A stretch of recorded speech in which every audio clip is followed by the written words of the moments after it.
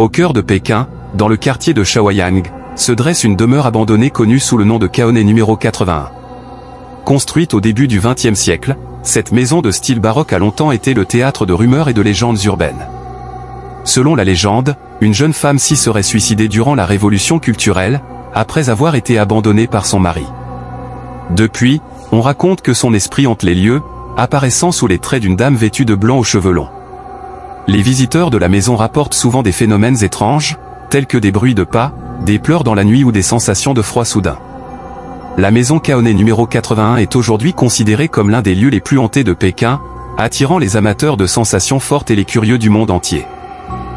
Après la tragique disparition de la jeune femme abandonnée par son mari, la maison Kaone numéro 81 est restée inhabitée pendant des décennies.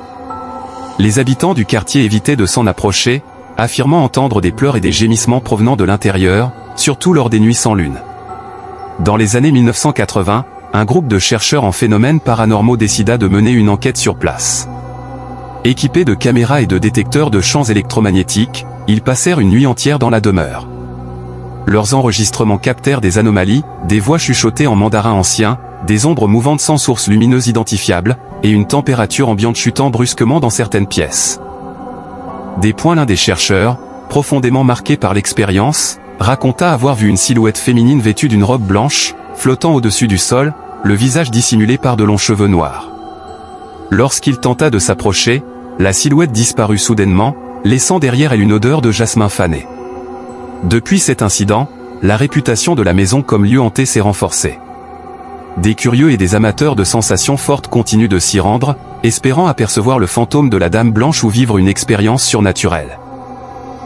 La maison Kaone numéro 81 a continué d'alimenter les rumeurs et les récits paranormaux. Des passants affirmaient ressentir une sensation de malaise en longeant ses murs, tandis que d'autres rapportaient des baisses soudaines de température à proximité de l'entrée, même en plein été. Dans les années 1990, des ouvriers travaillant sur un chantier voisin auraient découvert un passage souterrain reliant la maison à un quartier éloigné. Certains prétendent que ce tunnel aurait été utilisé pour des rituels ou des activités secrètes, renforçant ainsi l'aura de mystère entourant la demeure. Malgré les tentatives de rénovation et les projets de réhabilitation, la maison est restée inhabitée pendant de longues années. Les autorités locales ont même envisagé de la démolir, mais les légendes persistantes et les protestations des habitants ont conduit à l'abandon de ces plans. Aujourd'hui, la maison Kaone numéro 81 est devenue une attraction pour les amateurs de sensations fortes et les passionnés de paranormal.